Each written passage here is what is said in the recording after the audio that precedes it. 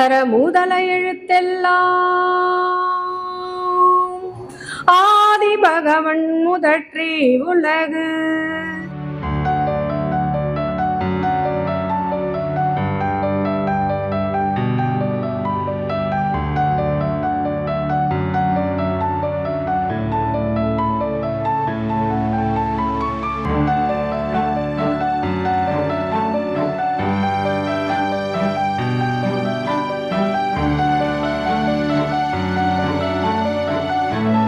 நம்முடைய திருவிக பழைய மாணவர்கள் பள்ளி மாணவர்களுடைய தலைவர் செயலாளர் போட்டுதற்குரிய வடிவேலையா அவர்களையும் வருக வருக என்று வரவேற்பதிலே பெரும் மகிழ்ச்சி அடைகிறேன். இன்னைக்கு திருவிக பள்ளிய கிட்டத்தட்ட தத்தெடுத்து, ஏன்னா மூவாவதுல தொடக்கம் பெற்றதுதான் திருவிக பள்ளி. தன்னுடைய குருவுக்காக அவர் தொடங்கிய பள்ளி தான் திருவிக மேல்நிலை. அங்கெல்லாம் நாங்கள் படித்தவங்க. எனக்கு முன்னாடி சீனியர் வடிவேல் சார் அவர்கள்லாம் இன்னைக்கு ஒரு பெரிய சீனியர்ஸ் எல்லாம் பழைய மாணவர்கள் எல்லாம் சேர்த்து ஒரு மிக பிரம்மாண்டமான ஒரு கூட்டத்தை இது பண்ணி எல்லாரும் இன்னைக்கு அங்கே ஒரு 10 லட்சம் ரூபாய் அந்த பள்ளிக்கூட சீரமைப்புக்கு தேவைப்படுது. முதல்ல லேப் எல்லாம் சரி பண்ணி கொடுத்துட்டாங்க. அதையும் நிறைய அவர் தான் அந்த பணிகள் எல்லாம் செஞ்சுட்டு இருக்காரு. எந்த எதிர்பார்ப்பும் இல்லாமல் செய்யக்கூடிய அவரும் ஒரு சமுதாய சிற்பி என்றால் அது மிகையாகாது. அவர் வந்திருப்பது நிகழ்ச்சிக்கு ஒரு கூடுதல் சிறப்பு. இந்த அரங்கத்தினுடைய நிறுவனர் நெறியாளர் ஐயா நடமாடும் திருக்குறள் ஐயா உள்ளிட்ட மேடைகளில் இருக்கின்ற சாதாரண மக்கள், நம்முடைய தமிழ்நாட்டிலேயே ஒரு சிறந்த ஒரு வானிலை பற்றி சொல்லக்கூடிய அறிவு நிறைந்த அம்மையார் அவர்கள், இங்கு வரவேற்பாற்றிய அம்மையார் அவர்கள் அனைவருக்கும் என்னுடைய சிறந்தாழ்ந்த வணக்கத்தை தெரிவித்துக் கொள்கிறேன்.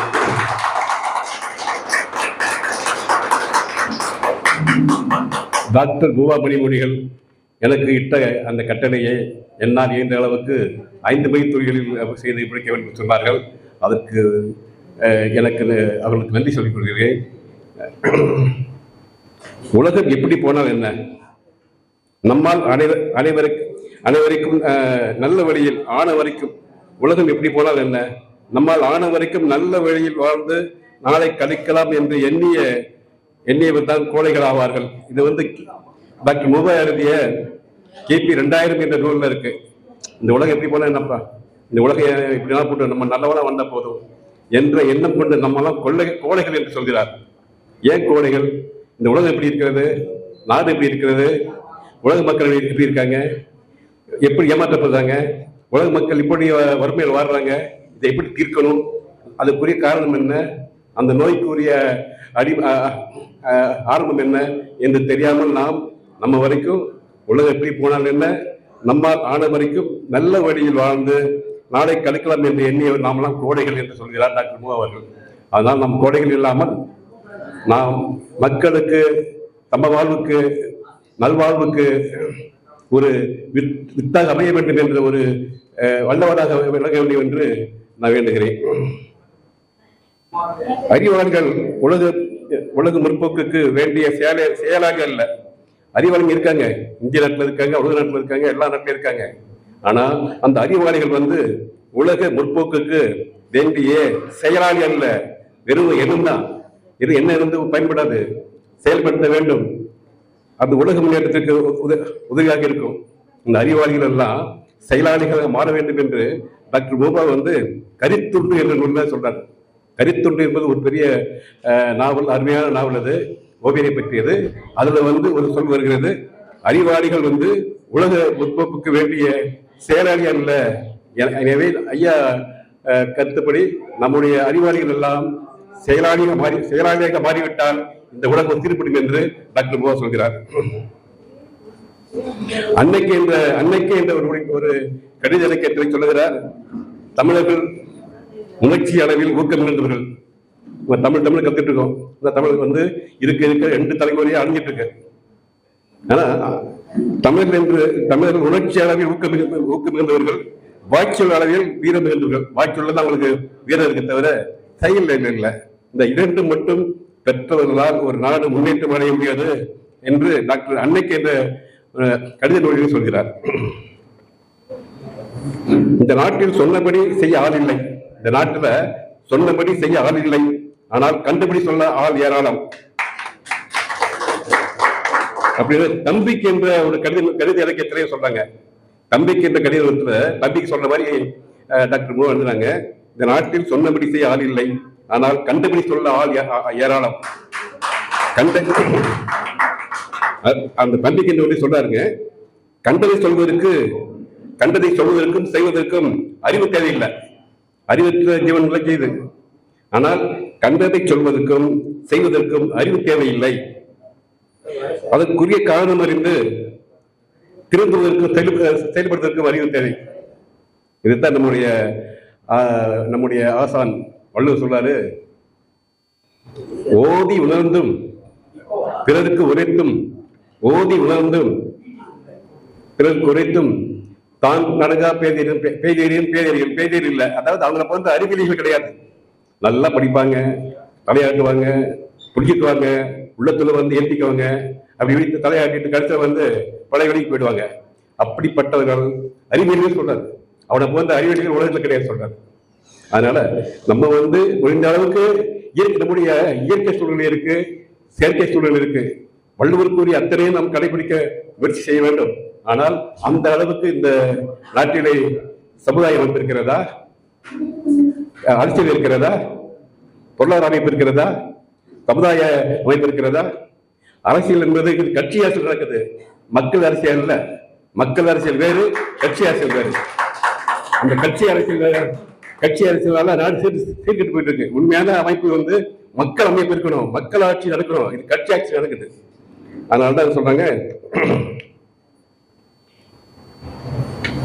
அப்புறம் என்ன சொல்றாங்க டாக்டர் மோ வந்து அதை தம்பிக்கு என்ன சொல்றாரு, தமிழ் ஒன்றே தமிழரை பிணைத்து ஒற்றுமைப்படுத்த உள்ளது. இது நிறைய கட்டிட்டு இருக்காங்க, ஒரு 60-70 வருஷம் கட்டிட்டு இருக்காங்க, தமிழ் கட்டிட்டு இருக்காங்க. தமிழ் ஒன்றை தமிழரை பிணைத்து ஒற்றுமைப்படுத்த உள்ளது. தமிழ் ஆட்சி மொழியாகவும் கல்வி மொழியாகவும் ஆனால் தவிர தமிழுக்கு எதிர்காலம் இல்லை என்று நம்பு. தம்பி சொல்றார், தமிழ் வந்து ஆட்சி மொழியா இருக்கணும், கல்வி மொழியா இருக்கணும். விடுதலை பெற்று இத்தனை ஆண்டு ஆச்சு, ஏறத்தாழ 78 ஆண்டுகள் ஆயிடுச்சுங்க விடுதலை பெற்று. ஆனால் இந்த ஒவ்வொரு சில மாநிலத்தில் வந்து ஆட்சி மொழியா இருக்கு, நீதிமன்றத்துல கீழ்மை நீதிமன்றத்தில் இருக்கு. ஆனால் உயர் நீதிமன்றம் கிடையாது. என்னால் முடிந்த அளவு அந்த கேள்வி மன்றத்தில் வந்து நீதிமன்றத்தில் வந்து பெரும்பாலும் தமிழை பேசிட்டு இருக்கேன். நம்ம நண்பர்கள் ஆமா பேச வந்தார் பாபு, அப்படி கேள்வி பண்ண டாக்டர் இருக்காங்க, கிண்டல் செய்ய டாக்டர் இருக்காங்க, அதெல்லாம் வந்து ஓரம் கட்டுங்க. கட்டிட்டு நல்லது வந்து நம்ம செய்யணும்னு சொன்னா அந்த கரெக்டா செய்தாகணும். ஏன்னா இப்ப தமிழ் சொல்லிட்டு தமிழ் வந்து நம்ம வந்து கடந்த 2 தலைமுறையாக வந்து நம்ம ஒன்னும் இல்லாமல் தேர்ந்தெடுக்கும். ஒரு இனத்துக்கு முகவரி வந்து அந்த மொழிதான். ஒரு மொழியை அழித்து விட்டால் இனம் அழிந்து விடும். இது நான் சொல்லல, நம்முடைய இந்திய துணை ஜனாதிபதி சொல்றாங்க. அப்படி சொல்லும் பொழுது நமக்கு வேதனையா இருக்கிறது. இந்தியாவில் உள்ள உலகில் உள்ள அத்தனை மொழிகளும் உயர்ந்த மொழி தமிழ் மொழி. உலகம் தோன்றி 5-6 மொழிகள் வந்து தோன்றி அழிந்து விட்டன. நம்முடைய தமிழ் மொழி இருக்கிறது. அது காரணம் வந்து நம் போன்ற ஆர்வலர்கள், ஐயா போன்ற ஒரு வீராக இருக்கும் பொழுது தமிழ் அழியாது என்று கூறி எனக்கு வாய்ப்பு கொடுத்த ஐயாவுக்கு நன்றி கூறி விடைபெறுகிறேன். பொதுவா எங்க நிகழ்ச்சிகள்ல எத்தனை பேர் வந்திருக்காங்க அப்படின்னு நாங்க யோசிக்கிறது இல்லை, எத்தனை சான்றோர்கள் அமர்ந்திருக்கின்றனர் என்பதுதான் நிகழ்ச்சிக்கான வெற்றியாக நாம் கருதுகோளாக எடுத்துக்கொள்கிறோம். அந்த வகையிலே இங்க வந்திருக்கும் அத்தனை சான்றோர்களும் சிறப்புக்குரியவர்கள். நமக்கு வேண்டியது அதுதானே, சான்றோர்கள் அமர்ந்திருக்கும் அவை தான் சிறந்த அவை. ஏன்னா கொள்கை பிடிப்புள்ளவர்கள் சான்றோர்கள். அவங்க ஒருத்தர் இருந்தால் கூட நமக்கு அது ஒரு மிகப்பெரிய ஆற்றல் சக்தி தான். அதனால அத்தனை பேரையும் வரவேற்று நம்முடைய நிகழ்ச்சிகள் தொடர்ந்து நடைபெற்று கொண்டிருக்கின்றன. ஏன்னா நேரம் ரொம்ப முக்கியம். அதனால் அடுத்து நம்மிடையே தலைமை உரையை சுருக்கமாகவும் சுவையாகவும் ஆற்றுவதற்காக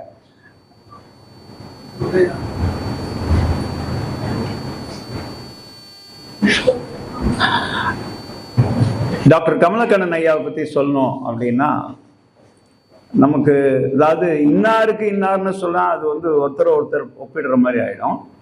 அவருடைய சகோதரி உலகநாயகி பழனி, முனைவர் உலகநாயகி பழனி, அவங்களும் நிறைய நிகழ்ச்சிகள் உங்களுக்கு தெரியும். அவரோட சகோதரர் வந்து பார்த்தீங்கன்னா அவரும் மிகப்பெரிய ஒரு ஆளுமை, நம்ம யூனிவர்சிட்டியில் ஒரு மிகப்பெரிய போஸ்ட்ல என்ன ரெஜிஸ்ட்ரார் கண்ட்ரோலர் ஆஃப் எக்ஸாமினேஷன்ஸ் இருந்தார். நம்ம திருவிக்கா பள்ளியின் முன்னாள் மாணவர் அவர். நம்ம நிகழ்ச்சிக்கு வந்திருந்தாரு. அவரோட ஐயாவோட வடிவேல் சாரோட கிளாஸ்மேட். பாருங்க எவ்வளோ சந்தோஷமா இருக்கு சொன்னாங்க, என் கிளாஸ்மேட் சார். அதனால அதாவது இதுக்காக நம்ம அதாவது வள்ளுவர் புகழ்னு சொல்லுவார். புகழ்னா பேப்பர்ல போடுறதோ இல்லைன்னா ஊடகத்துல பேசுற புகழ் அது வேற. நல்ல மனிதர்கள் இவர் கூட நான் படித்தேன், இவர் கூட நான் கிரிக்கெட் ஆடினேன், இவர் கூட நாங்களாம் ஒன்றா கோலியும் கில்லியும் ஆடினோம், காத்தாடி ஓடி போய் பிடிச்சோம், இதெல்லாம் கூட சந்தோஷமான நினைவுகள் தான். இன்னைக்கு காத்தாடி ஓடி போய் கில்லி பொம்பரெல்லாம் யாரும் ஆடுறதில்லை. நம்மளாம் அந்த காலத்தில் நிறைய ஆடி இருக்கிறோம். மண்ணெல்லாம் கையில், ஒரு வியாதி வந்ததில்லை. இப்போ பசங்க வீட்டுக்குள்ளேயே வச்சு சுடு தண்ணி கொடுத்துனுக்குறாங்க, இரும்பு ஜெல்புலாம் எல்லா வியாதியும் வருது. நாம் அன்றைக்கி எல்லாம் விளையாடினோம், சந்தோஷமாக இருந்தோம். இன்றைக்கி அதெல்லாம் விளையாடுறதெல்லாம் கிடையாது. டிவியில் கூட காமிச்சா கிட்டிப்புல் இந்த இதெல்லாம் பல்லாங்குழி இதெல்லாம் வச்சு பசங்களை விளையாடுறது. கை விரல்களுக்கு எவ்வளோ நல்லது. இந்த இதெல்லாம் ஊடக இந்த மற்ற இதெல்லாம் எலக்ட்ரானிக் கேட்ஜெட்ஸ் எவ்வளோ குறையுது, கண் பார்வை எவ்வளோ நல்லா இருக்குது. இதெல்லாம் நேற்று ஒரு இது டிவியில் போட்டிருந்தான். பார்க்கும்போது நான் அதெல்லாம் யோசித்தேன், நம்மளாம் இவ்வளோ சந்தோஷமாக அந்த காலத்தில் செஞ்சு இந்த காலத்து பசங்களுக்கு அதெல்லாம் இல்லையே, பாவம் நம்ம சொல்லிக் கொடுக்கலையே அப்படின்ட்டு அதான் மலரும் நினைவுகள். என்னப்பா சிரிக்கிற நீ? நான் கில்லி ஆடின மாதிரி யோசிச்சு பார்த்தியா? சூப்பராக ஆடுவேன் நான். போட்டு அந்த 3ஆவது ஷாட் அப்படி தட்டி அப்படி அடிக்கும்போது சர்ன்னு போவோம். அந்த காட்சியே தனி. ஆமாம், கோலி ஆடி எவ்வளோ ஜெயிச்சு 2 பேக்கெட் ஃபுல்லாக எடுத்துன்னு வருவேன். ஒரு அச்சா ஒரு கோலி போடு, அதெல்லாம் அவ்வளோ சந்தோஷம். அந்த குஞ்சு இருந்து ஆடி. இன்னைக்கும் முது பெயின் அந்த பெயின் எதுவுமே இல்லை. அன்னைக்கு ஆடின எஃபெக்ட். அன்னைக்கு குனியாதவங்கலாம் நீங்கள் எல்லாம் வந்துருக்கு. ஆனால் குஞ்சு கிஞ்சு ஆனால் படிக்கல. சரி, அதுக்கு என்ன பண்ணுறது? சரி, ஏதாவது ஒன்று எழுதாதானே. டாக்டர் மூவா திருக்குறள் நற்பணி சங்கத்தினுடைய 8ஆம் ஆண்டு அவருடைய பிறந்தநாள் விழாவை கொண்டாடுகின்ற போதுதான் இங்கே நாம் அனைவரும் கூடியிருக்கிறோம். இப்படிப்பட்ட நிகழ்ச்சியிலே திருக்குறள் வாழ்த்து வழங்கிய திருமதி வைதேகி சந்தன் அவர்களே, வரவேற்பு நிகழ்த்திய திருமதி நிர்மலா தேவி, நல்லாசிரியர் திருமதி நிர்மலா தேவி அவர்களே, டாக்டர் மூவா மணிமொழியை மாதந்தோறும் நமக்கு எடுத்துச் சொல்கின்ற வழக்கறிஞர் திரு ஐயா செல்வராஜ் அவர்களே, முனைவர் கவிஞர் உதயகுமார் அவர்களே, முன்னிலையை வைக்கின்ற புரவலர் திரு அன்பழகன் அவர்களே, கவியரங்கம் நடத்த இருக்கின்ற திருமதி பிரேமாள் அவர்களே, எல்லாவற்றுக்கும் மேலாக நம்முடைய சிறப்பு விருந்தினராக அமைதியை திருவுருவமாக என்றைக்கும் நமக்கு காட்சி அளித்துக் கொண்டிருக்கின்ற முனைவர் விஞ்ஞானி அமுதா அவர்களே, சிறப்பு விருந்தினராகவும் விருதாளராகவும் இருக்கின்ற முனைவர் பேராசிரியர் திருமதி கஸ்தூரி ராஜா அவர்களே, அவர்களை பற்றி சொல்ல வேண்டும் என்று சொன்னால் அவர்கள் பல ஆண்டு காலமாக எனக்கு நன்றாக தெரியும். அவர் பல அமைப்பு கல்லூரியிலே பேராசிரியர் இருந்த காலத்தில் இருந்தும் தெரியும். அதே நேரத்தில் அவர்களுக்கு ஞாபகம் இருக்கிறதோ, அவருக்கு நினைவு இருக்கிறதோ இல்லையோ தெரியவில்லை. நாங்களும் அவரும் அந்த அம்மாவும்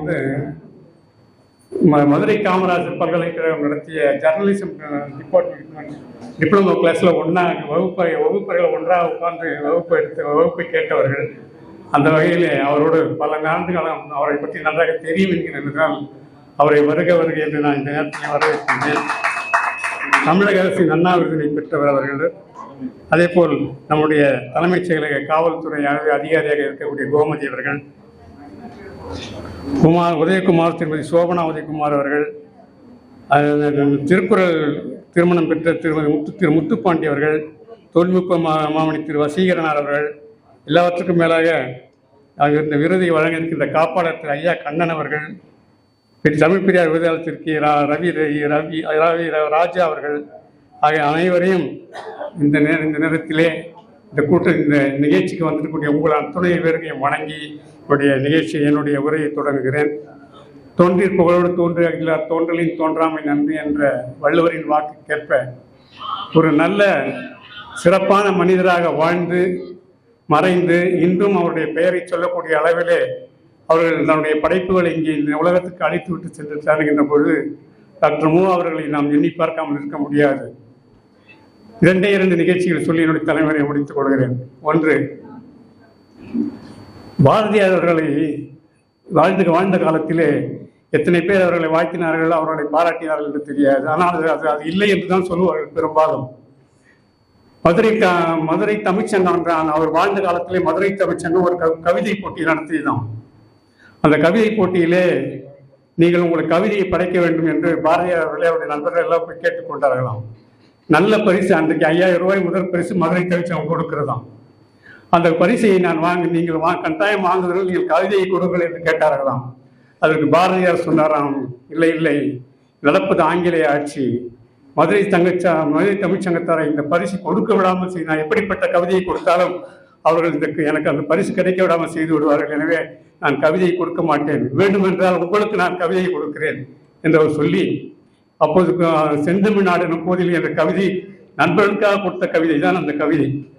அந்த கவிதை ஏன் இதை சொல்லுகிறது சொன்னால், இருக்கும்போது மனிதர்கள் பாராட்டப்படுவதில்லை, ஆனால் மறைந்த பிறகு பாராட்டப்படுகிறார் என்பதற்கு பாரதி அவர் பெருமை உதாரணம். ஆனால் இருக்கின்ற காலத்திலேயும் புகழப்பட்டார், அவர் மறைந்த பிறகு புகழ்ந்து கொண்டிருக்கிறோம் என்று சொன்னால் டாக்டர் மூவாருக்கு அந்த கூற்று நன்றாக பொருந்தும். என்று சொன்னால் அவர்களுடைய முயற்சியாக வளர்ச்சி அடைந்தவர். மூவாயில் என்ற வார்த்தைக்கு முயற்சியாக வளர்ச்சி என்பதுதான் பொருள் என்று நாங்கள் கொள்கிறோம்.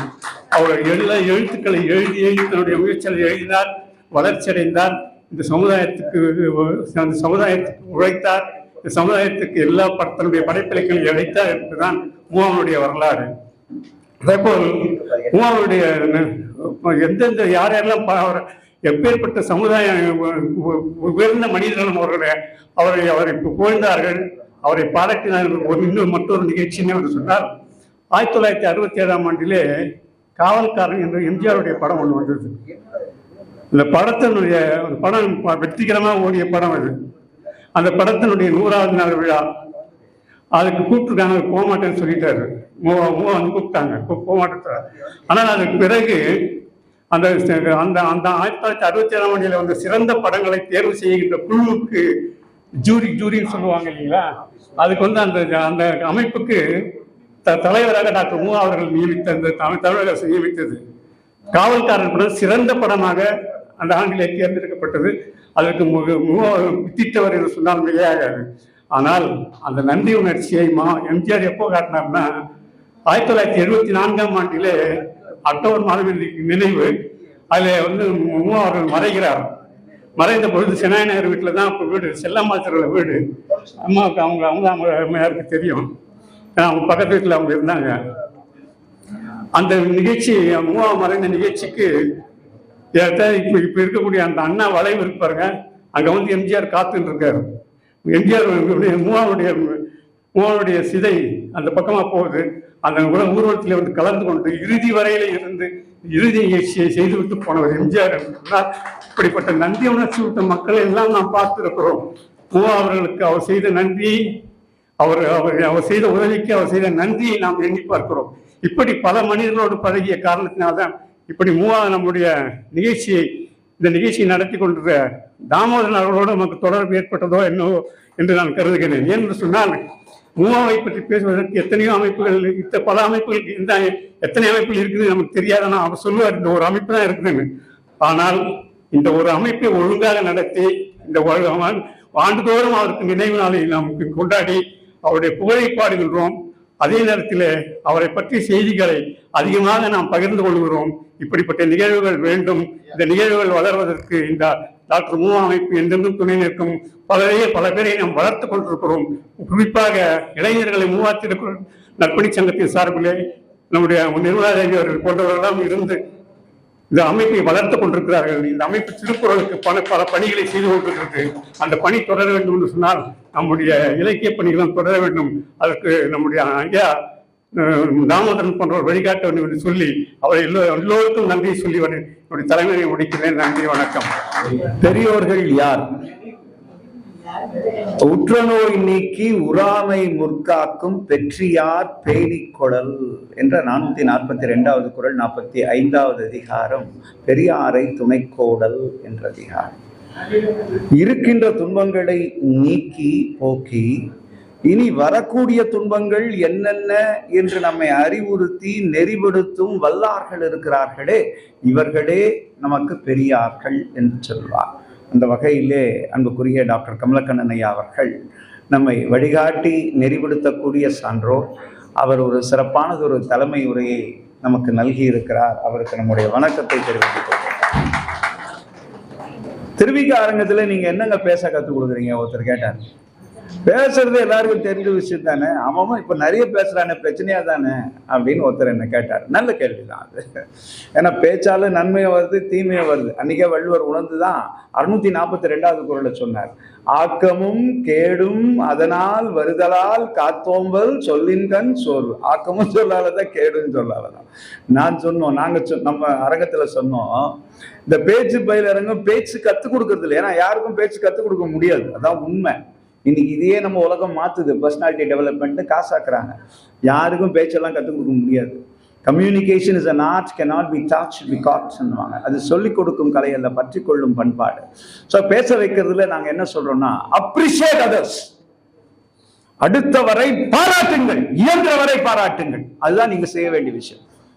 அதையே நம்ம இன்னைக்கு செய்யாதனால்தான் நாட்டுல நிறைய துன்பங்களே. ஒருத்தர் பாராட்டுறதுல கூட போறாங்க.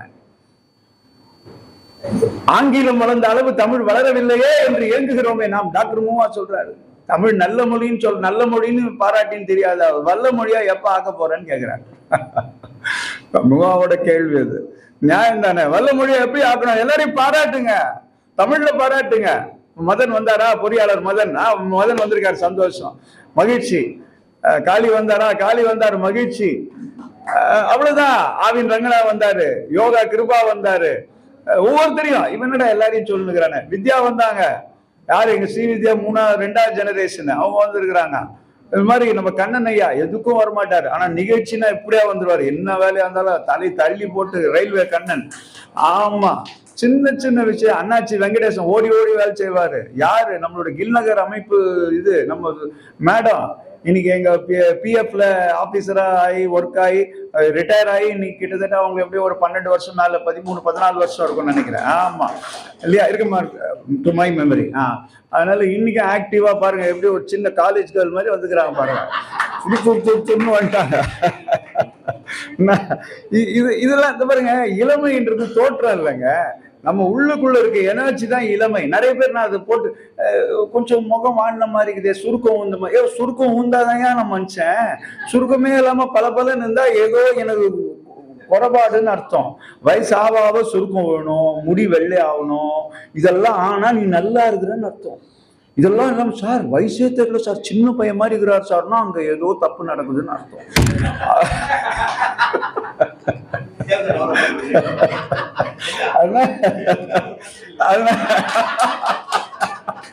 அவரு பாக்கலாம் இயற்கையா திருமணம்.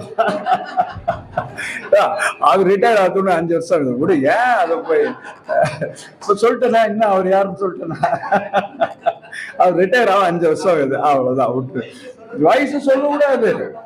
யார் வயசு கேட்டாலும் ரிட்டையர் ஆகி 5 வருஷம் ஆச்சு, இல்ல ரிட்டையர் ஆகி 10 வருஷம் ஆச்சு, இன்னும் வயசுன்னு கட்சி வரைக்கும் சொல்லவே கூடாது. அனைவருக்கும் எனது அன்பான சிரம் தாழ்த்தி வணக்கத்தை தெரிவித்துக் கொள்கிறேன்.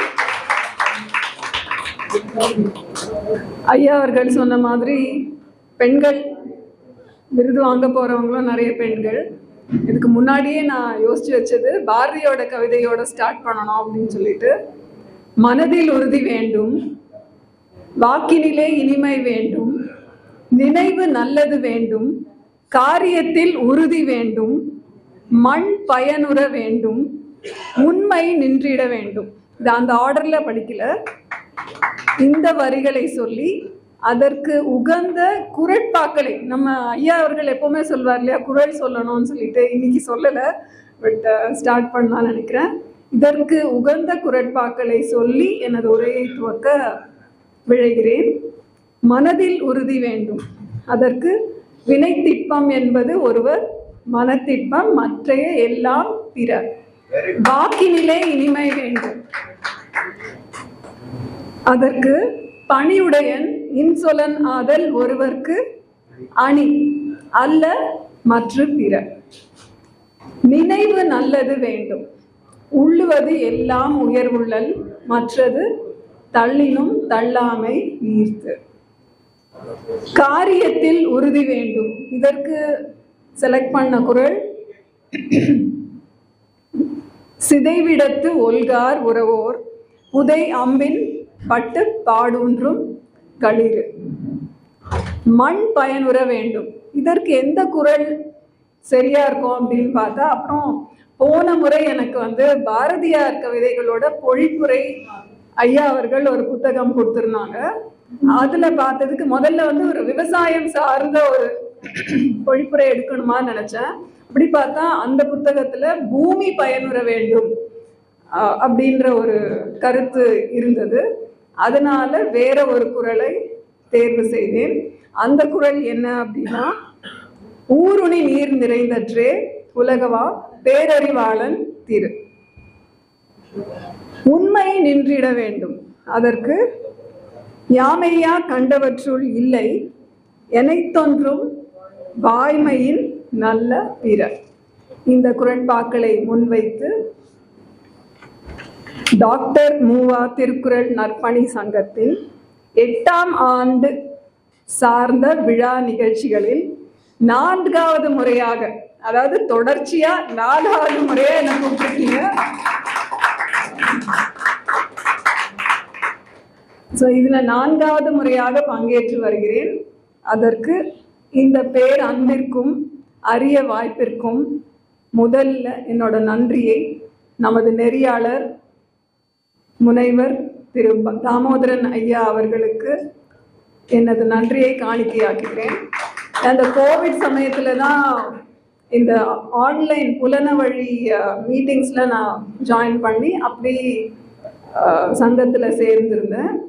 ஸோ 2022, 3, 4, 5 இப்போ இந்த மீட்டிங்கில் பங்கேற்றிருக்கேன்.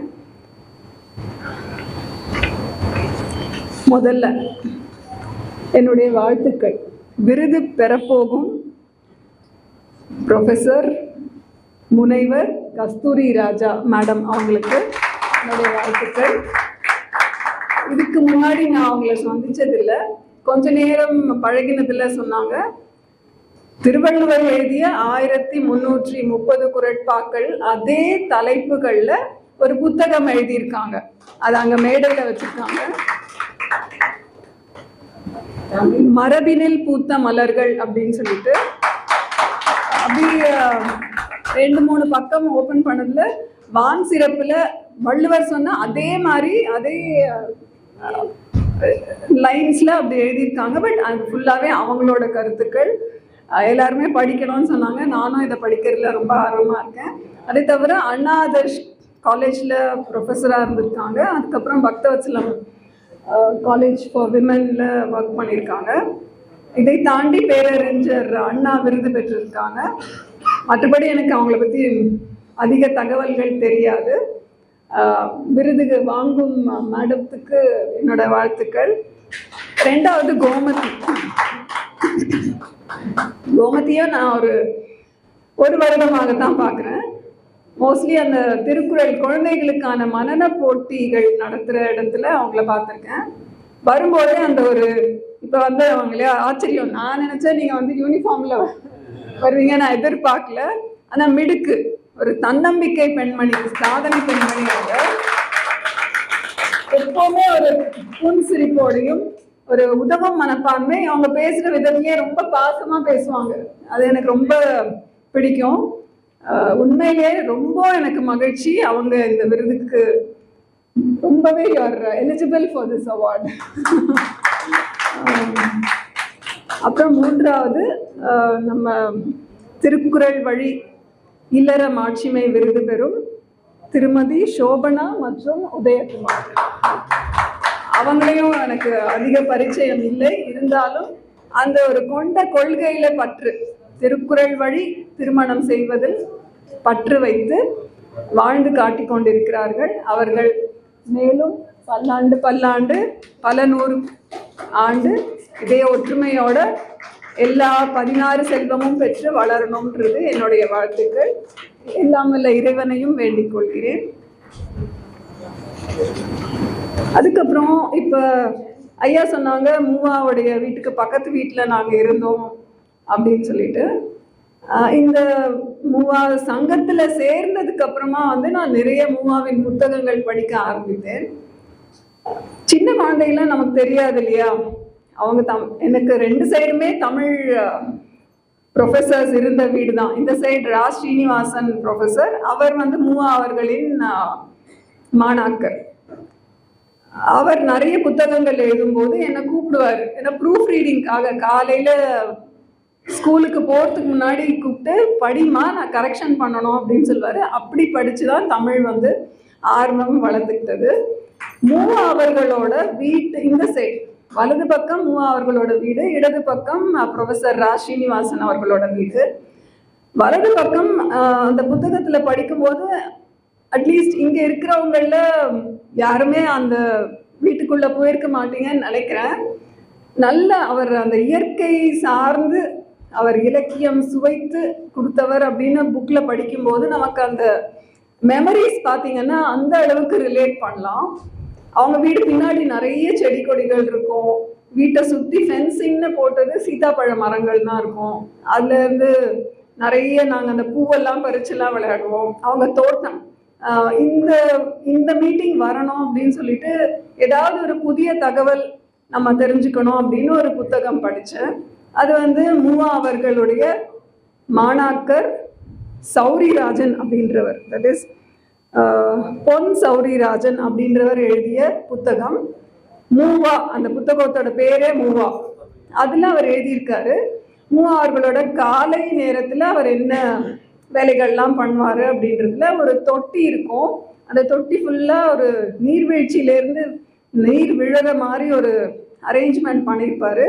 காலையில் அவர் வந்து அந்த தண்ணியில் குழந்தைங்கள விளையாட வச்சு திருப்பி அந்த நேற்றைய தண்ணீரை வந்து செடிக்கெல்லாம் பாய்ச்சுவார். அந்த சில தோட்ட வேலையெல்லாம் அவரே பண்ணுவார் அப்படின்னு எழுதியிருக்காரு. அப்போ எனக்கு ரிலேட் பண்ண முடிஞ்சது. ஏன்னா நாங்கள் போய் அங்கெல்லாம் விளையாடி இருக்கோம் அந்த தண்ணீர் தொட்டியில். அதை சுற்றி இருக்கிற மரம் செடி கொடிகள் விதவிதமான மரங்கள் இருக்கும். ஒரு கட்டுரையில் கூட நான் அதை எழுதியிருக்கேன். ஒரு சின்ன ஹைபிஸ்கஸ் செம்பருத்தி இப்போ இங்கே ஐயாவுக்கு வச்சுருக்கோம் இல்லையா, அது மாதிரி ஒரு செம்பருத்தி. அதுக்கப்புறம் அவங்க வீட்டில் பார்த்த செம்பருத்தி நான் அதுக்கப்புறம் எங்கேயுமே பார்க்கல. அந்த மாதிரி அரிய வகை பூக்கள் மரம் செடி கொடிகள் எல்லாம் மூவா ஐயா அவர்கள் வளர்த்துருந்தாங்க. அந்த மாதிரி சில நினைவலைகள் வந்துட்டே இருக்கு. அவர் அந்த புத்தகத்திலே தரப்பட்டிருக்கின்ற ஒரு 3 தகவல்களை உங்களோடு மூவா அவர்களை குறித்து பகிர்வதற்கு நோட் பண்ணிட்டு வந்திருக்கேன். முதல்ல வந்து அவர் எழுதியிருக்கிறது, பறந்து போய் மலை உச்சியை அடைவோம் என்று சொல்கின்றவர்களை பார்த்து ஏங்கி நிற்பது வீண். அதாவது பறந்து போய் பண்ணக்கூடாது, படிப்படியாக நடந்து ஏறி மலை உச்சியை அடைகின்றவர்களை பின்பற்றுவதே கடமை அப்படின்னு மூவா அவர்கள் காந்தி அண்ணலை பற்றி எழுதியிருக்கிறார். என்னன்னா ஒரேடியா குதிச்சு போயிட முடியாது, ஒரு ஸ்டெப்பாக தான் போக முடியும் வெற்றியை நோக்கி. ஸோ படிப்படியாக நடந்து ஏறி மலை உச்சியை அடைகின்றவர்களை பின்பற்றுவதே கடமை அப்படின்னு மூவா அவர்கள் எழுதியிருக்காரு. இது அவருக்குமே கூட பொருந்தும். ஏன்னா அவர் அந்த வேலம் என்ற சிற்றூரில் பிறந்து வளர்ந்து தமிழாசிரியராக இருந்து பின்னர் ஒரு பல்கலைக்கழகத்தின் துணைவேந்தர் அளவுக்கு உயர்ந்தார். அப்படின்னா இடைவிடாத உழைப்பு, தன்னம்பிக்கை, தமிழ் மேல் கொண்ட பற்று. எத்தனை புத்தகங்கள் எழுதியிருக்காருன்ற லிஸ்ட்டு நமக்கே தெரியும். ஸோ அத்தனைக்குமே உழைப்பு தான் அச்சாணி. அந்த அளவுக்கு உழைத்தார், தன்னை செம்மைப்படுத்தி கொண்டே இருந்தார். அதில் ஒரு தகவல், அவர் தமிழாசிரியராக இருந்தப்ப அந்த திருப்பத்தூர் ஊரில் ஒரு கிறிஸ்தவ சபை இருந்திருக்கு. அவங்க வந்து அங்கிருக்கிற ஏழை மக்களுக்கு, அங்கே 2 அண்ணன்கள்னு சொல்கிறாங்க, அவங்க 2 டாக்டர்ஸ், 2 பேருமே மருத்துவர்கள் அந்த ஏழைகள் அறியாமையில் இருக்கும், மூடத்துவம் மிகுந்த ஒரு நிலையில் இருக்கும் அந்த ஏழைகளுக்கு மருத்துவ உதவி, சீழ் ரத்தம் இதெல்லாம் கிளீன் பண்ணி அவங்களுக்கு அந்த மாதிரி சேவை செய்கின்ற மருத்துவர்கள். அதில் ஒருத்தர் ஸ்காட்லாண்ட்லேருந்து வந்தவர், இன்னொருத்தர் நம்ம திருநெல்வேலியை சார்ந்தவர். இவங்க செய்கிற சேவையோட நம்ம மூவா அவர்களை தமிழ் சொல்லி கொடுங்க, எங்க ஆசிரமத்துல இருக்கிறவங்களுக்கு தமிழ் சொல்லி கொடுங்கன்னு கேட்டிருக்காங்க. ஸோ இவர் தமிழ் சொல்லி கொடுக்கறதுக்காக அங்க போறது உண்டு. ஒரு நாள் சாப்பிட்ருக்காரு அவங்களோட. சாப்பிட்டுட்டு நம்ம ஜென்ரலா என்ன பண்ணுவோம், சாப்பிட்டுட்டு அப்படியே போய் கை கழுவுற இடத்துக்கு போயிட்டாரு. அப்புறமா தான் அவர் யோசிச்சிருக்காரு, நம்ம பின்னாடி வரவங்க எல்லாருமே அவங்கவுங்க தட்டு அவங்கவுங்க எடுத்துட்டு வந்து வாஷ் பண்றாங்க. அப்ப நம்ம தட்டு எங்கன்னு பார்த்தா அந்த ஸ்காட்லாண்ட்ல இருந்து வந்திருக்கிற அந்த மருத்துவர் மூவா அவர்களோட தட்டையும் சேர்த்து எடுத்துட்டு வந்து அந்த சாம்பல் போட்டு அலம்பியிருக்கார். அவர் வேண்டான்னு சொன்னாலும் அவர் கேட்கல. அப்ப மூவா அவர்களுக்கு அவர் எழுதுறாரு, என்னுடைய வாழ்க்கையில இது ஒரு பெரிய திருப்பு முனை. ஏன்னா கல்வி மட்டுமே நம்ம அதையே யோசிச்சுட்டு இருக்கோம். இந்த மாதிரி ஒரு மற்றவர்களுக்கு செய்யும் சேவை, உடல் உழைப்பால் மற்றவர்களோட பங்களிப்பு, அதாவது அவங்க தட்டையும் எடுத்து நம்ம கழுவணுன்றது நம்மளை விட கல்வியிலையும் சிறந்தவர்கள். ஆனா இந்த மாதிரி ஒரு உடல் உழைப்பையும் கொடுத்து சேவை செய்ய முடியும்னு செய்யறாங்களே, அவங்களை எல்லாருமே நம்ம மதிக்கணும் அப்படின்ற ஒரு கருத்தை அவர் பதிவிட்டிருக்கிறார். இந்த பின்னாளில் அவர் வீட்டில் கையகல ஒரு புகைப்படம் வச்சிருப்பாராம்.